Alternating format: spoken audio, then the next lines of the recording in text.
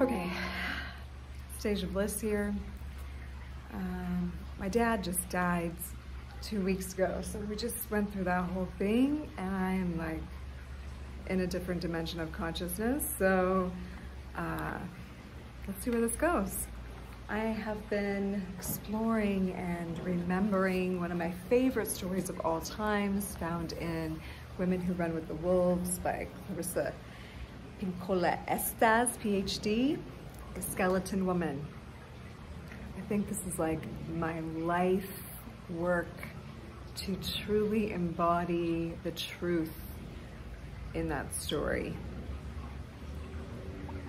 Like, it's all I want in the whole wide world is for that teaching to be fully understood and embodied in relationship. And if you don't know the story, let me tell it to you, and then we'll piece it apart a little bit.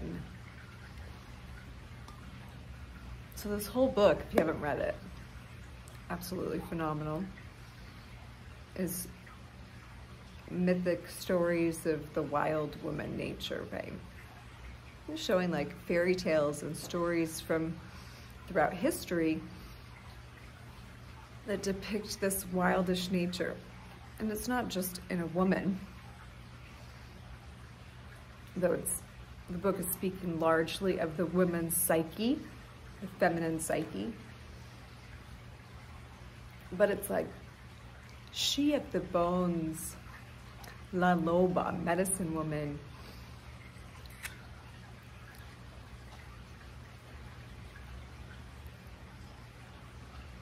she is the part of us that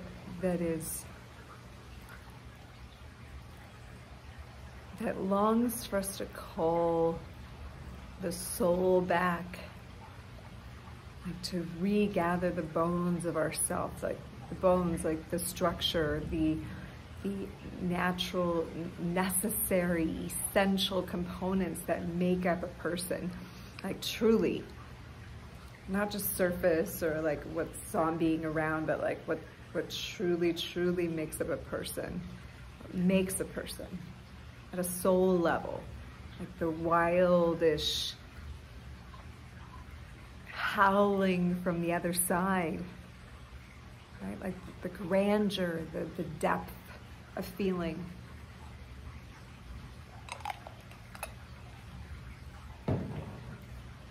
So Skeleton Woman is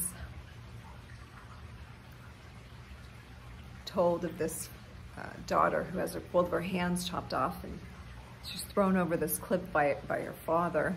Can't remember what she did wrong, but she sinks to the bottom of the sea, and for a while fishermen avoid her in that area. They've heard the story, and time goes by and it becomes a myth, and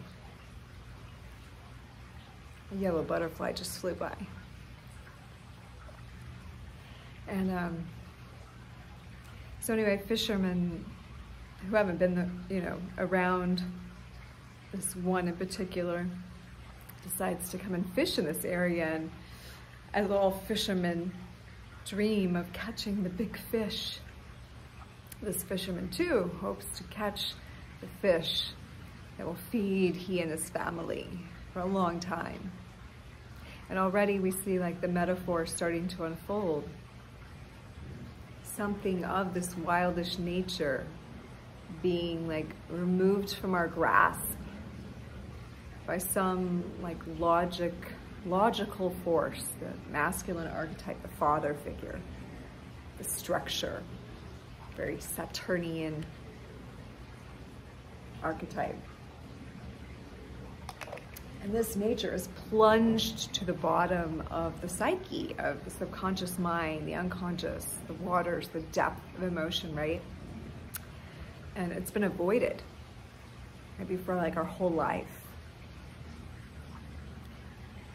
But it is representing the bones, like the essential primal element. And she, like the daughter, before all this happened, she was like the most beautiful, glorious, sweet, connected being, right? She's representing the innocent, feminine nature. So he is fishing, and he catches skeleton woman, a hole of his fishing pole, and he tries. So boy, you know, like so excited, just like when we are out in the world, either, you know, maybe we're dating or we're thinking of love, or even just like that internal urge to have everything work out in our life, right? And we think that if we do this one thing, if we catch this fish, or we do this work, or we do whatever you think it is, fill in the blank, that's gonna get you there. You think that. We all think that. This fisherman thinks, I'm just gonna catch this fish and feed my family. Period. Simple as that. I'm not looking for any entanglements here.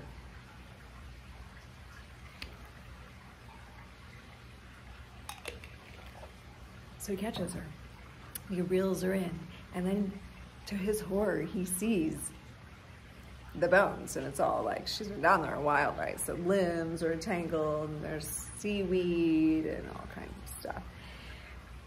And he freaks out, and he tries to throw her back, but she's entangled in the wires, and he's driving, and she's following.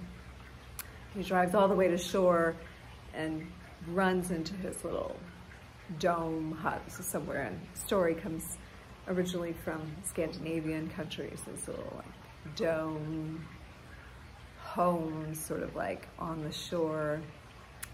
He runs in, dives in there, and it's dark, and he doesn't know he's attached to the fishing wire, and in comes skeleton woman behind him, and he's in there. He lights a fire, and then much to his horror, he sees this messed up, tangled mess of a used-to-be woman.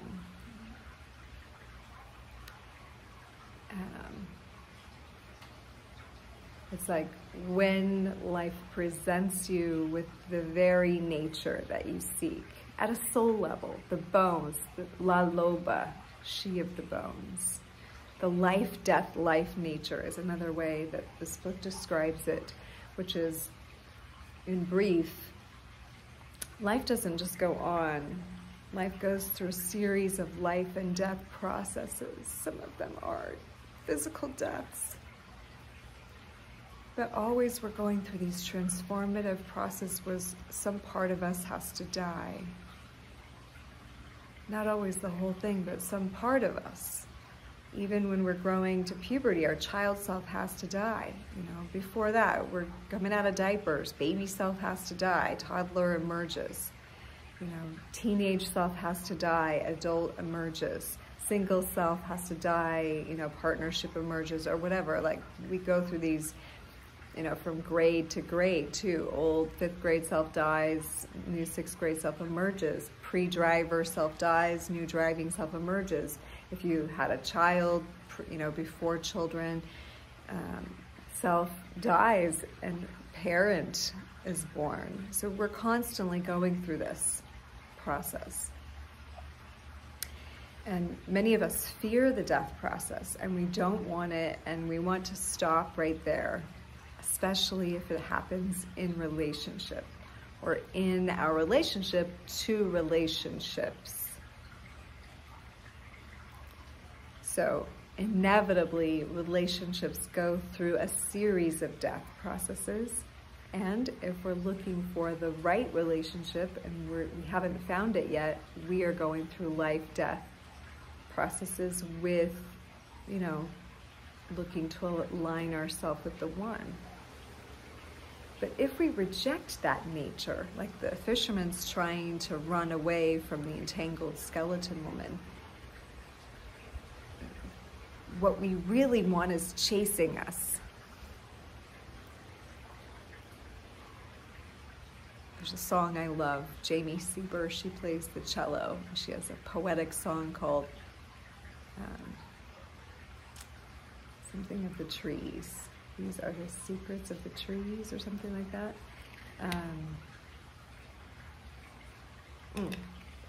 Tree of love. And in it she says, when people keep running, something keeps chasing them. because life delivers to us what we require next. Like the soul knows what's required next. Our very soul essence, nature, knows what is required next. God knows what is required next. Whatever you use as a sentiment for this true life nature, the life-death nature that's leading all of us along. None of us are doing it ourselves. We're not independents here. It doesn't matter how scientific you get. There is no way you know what the fuck is going on in the bigger picture. Like something is leading this along. So when you try to run away from what is your fate or destiny or next unfoldment, it will chase you because it's next. And it will get worse and more frightening the more you run, right? Now it's like really scary that you're running and the skeleton's chasing you instead of just pulling the skeleton out and dealing with it, right? So the next part of the story, though, is that the fisherman with the light lights a fire, really takes a look at what has followed him in here. And he begins to see that, oh, the story goes, he notices, you're tangled. Let me untangle you. Let me get this fishing wire off. He recognizes this is a real person in here. And that, you know, we're dealing with other people and relationships and trying to get away from circumstances. We're dealing with another person here. And so if we'll take the time to unravel, it doesn't matter if you haven't done this in the past, it's about right now, like how you're going to proceed forward now with what the universe has brought you. Especially with the astrology right now. To know more about that, visit Leo King because he is badass.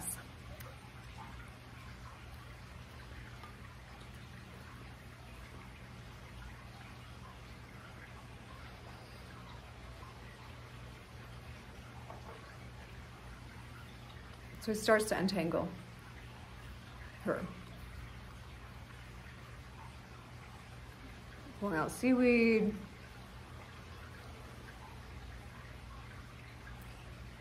He can see she's still got hair. Maybe who she was. Actually, she's beautiful. And he unwinds her and he begins to feel like sorry for her. Bad.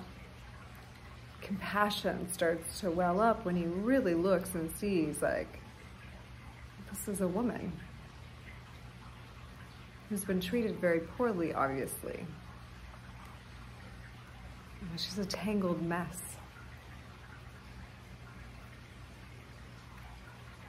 Which is, often what we're encountering with each other, even now in the dating pools that exist in this time period.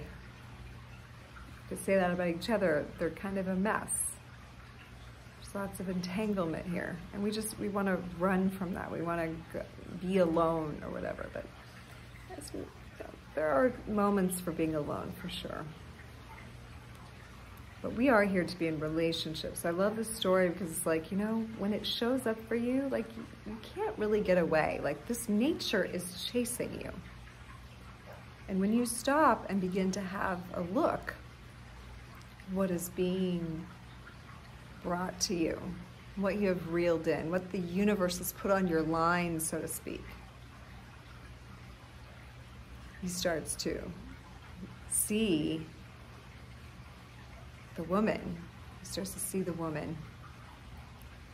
And he begins to have a tear, which means he's really like getting in touch with his emotions again, which is the access point for the deeper soul nature to emerge, right? The access to the deepest part of ourself. We have to allow our emotions to be stirred. And when they automatically are, we begin to dig into the depths. And he begins to get sleepy, which in the story is representative of, transversing various states of consciousness. And as he's falling asleep, and she is, he's been fixing her, she's right there. He has a tear falling, and she, the bones and everything fall, and she catches his tear, on her face. Like she could drink it in the story.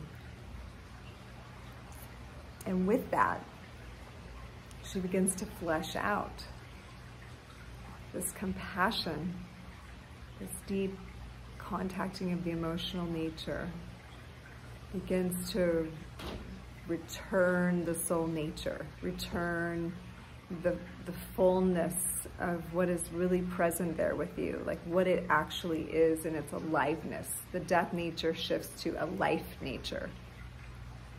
And something new is born. And in that case, she's fleshing out, and then he realizes when he opens his eyes that she is his beloved, and they, come together. I love this story. I love the teaching in it. Mostly because, again, like I already said, we are not in charge of what's supposed to happen next. As much as we might feel inspiration, and follow a path that we're feeling urged to, life is going to place key people and opportunities in your path. And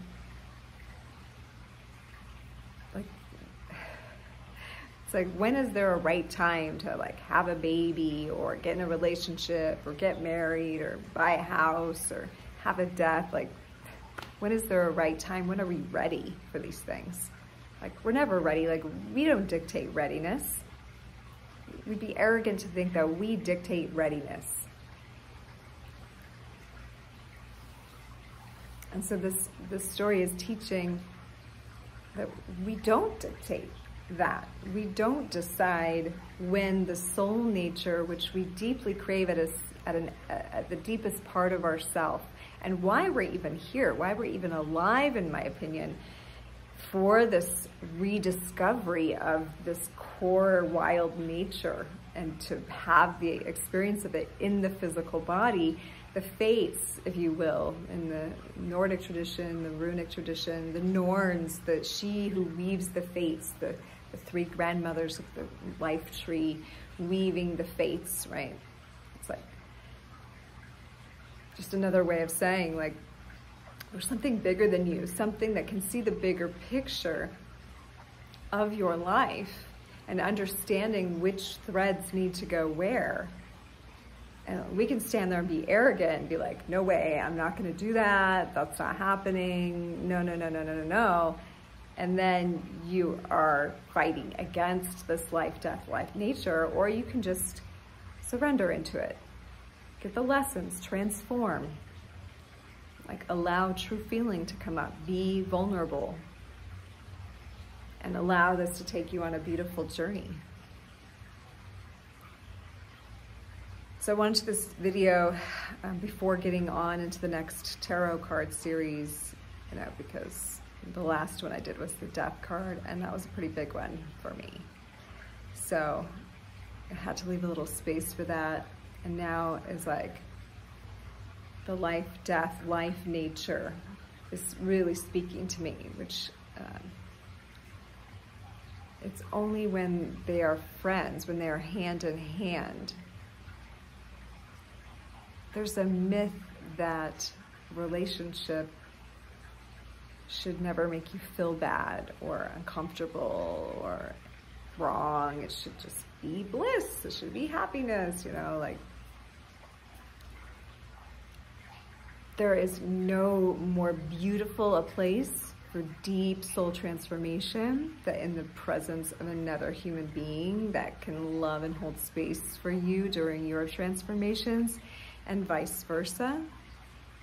And that you can, with another, begin to experience the beauty of every phase of reality, including the pains and the pleasure and the disruption and the addictions and the, suffering points, to be able to honor and appreciate all of those things, which my parents did very well together. I really honor them for that. No matter what was happening in the family, no matter what chaos was ensuing or what challenges they faced, they're very faithful about there being a higher purpose and like enduring those moments with grace.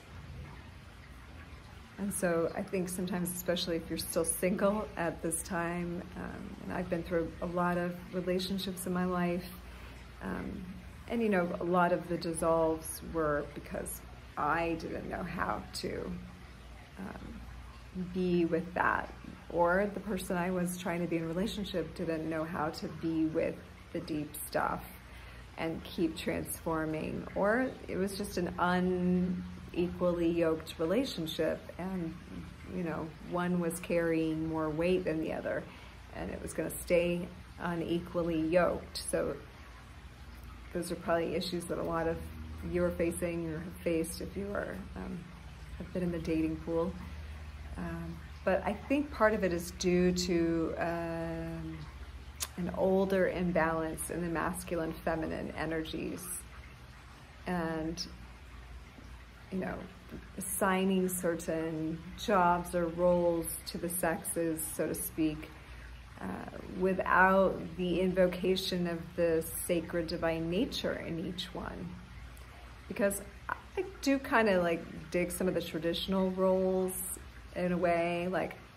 I really polarized away from it when I left the Christian church I grew up in, but I've kind of come back around to being I like to be cooking, and I like to be doing stuff around the house. I also like to have my interests and study, and I like to do some work too, but I definitely like to love up on my man and support my man, and I want to be led by a strong man who I can trust to be a protector and to be able-bodied and strong himself and have his wildish nature intact, and be willing to talk through and work through and look at our stuff together, and then hold this strong container that's sometimes yes and sometimes no, and help me to fall into a more soft, vulnerable place too at times, so that the feminine archetype can really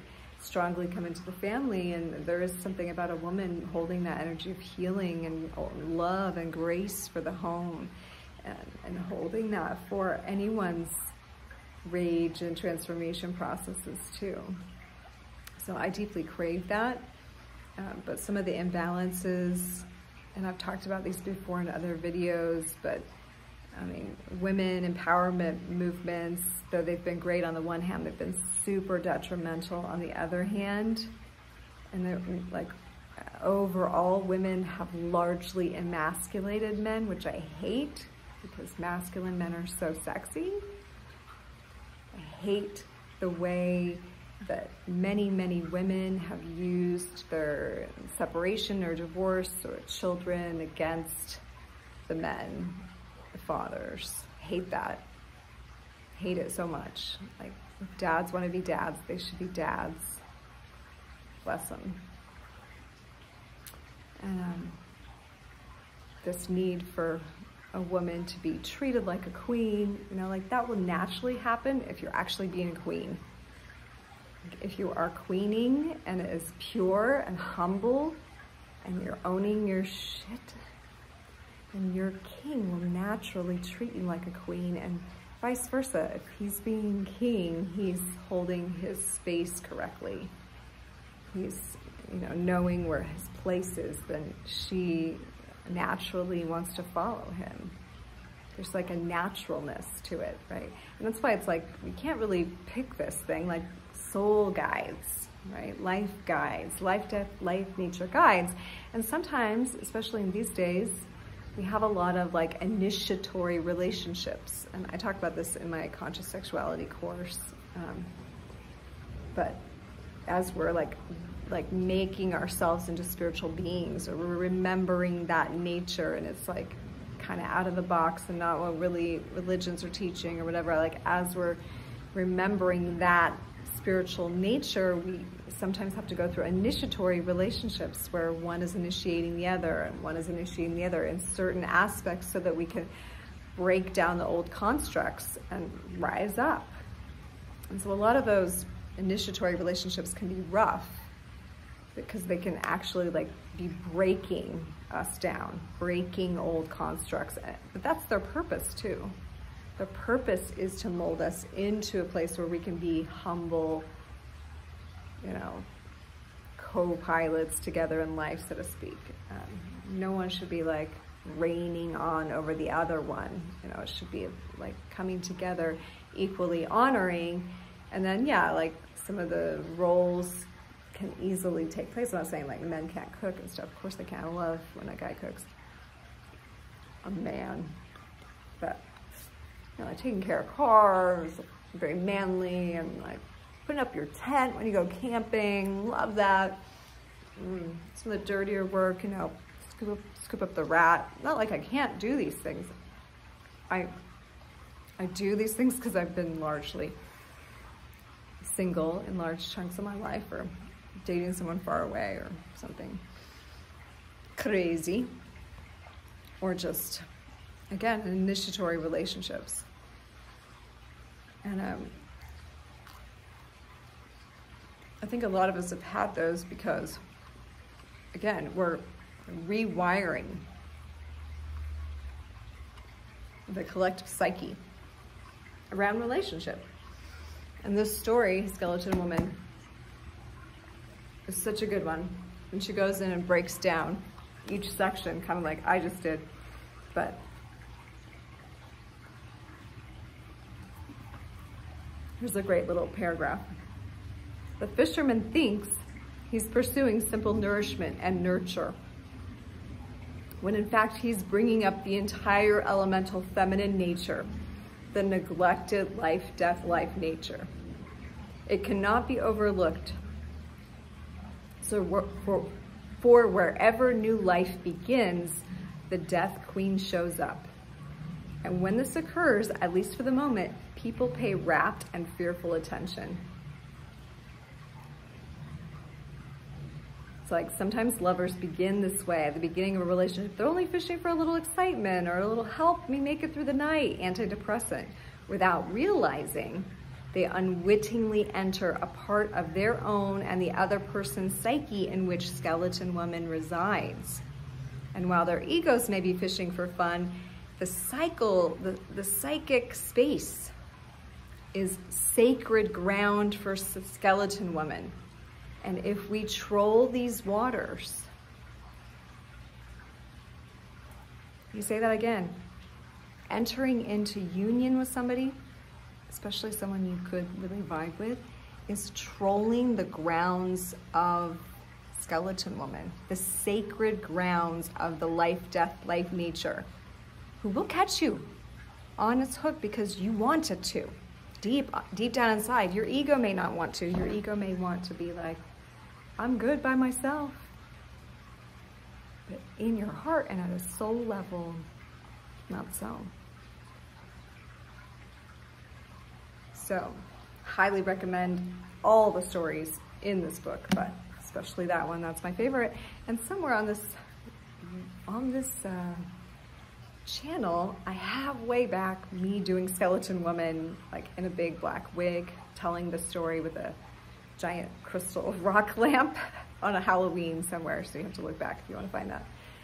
You may just look up Stasia Bliss Skeleton Woman and it might pop up, but anyway. That is what is on my heart today, so I wanted to share that with you. So the takeaway might be, you know, where have I trolled the grounds of the life, death, life nature? Where do I think I'm just kind of tiptoeing through the tulips, enjoying just the things that I can handle right now? And where might that be invoking this deeper principle in my life that I'm trying to avoid? but actually by surrendering to the most epic unfoldment and resisting loss actually like really hurt you long run. And you may not realize how much until years later.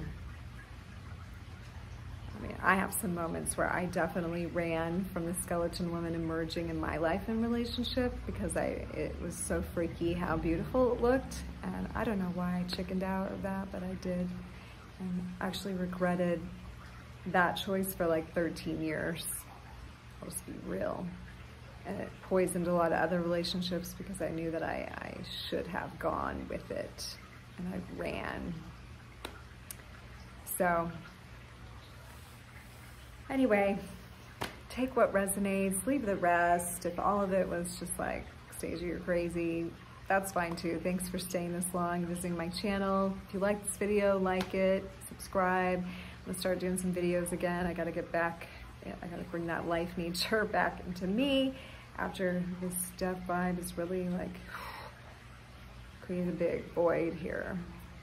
Where my father held great space. And Dad, I know you're holding great space in the bigger picture. I appreciate that.